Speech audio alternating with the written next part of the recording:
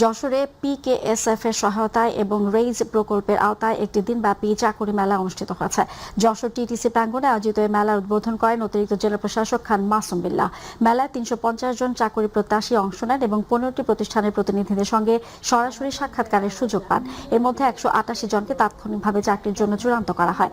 আয়োজকরা জানান, এ ধরনের উদ্যোগ দক্ষ যুবকদের কর্মসংস্থান ও স্থানীয় অর্থনৈতিক উন্নয়নে গুরুত্বপূর্ণ ভূমিকা রাখবে। এটা হলো প্রথম যারা নতুন উদ্যোক্তা তৈরি হয়, সবাই প্রথমে কেউ ফান্ড দিতে চায় না, এক্সপেরিয়েন্স উদ্যোক্তা চাই। সেখানে আমাদের এই একদম তরুণদের জন্য আমরা একদম স্টার্ট আপ লোনও এখানে আমরা দিচ্ছি।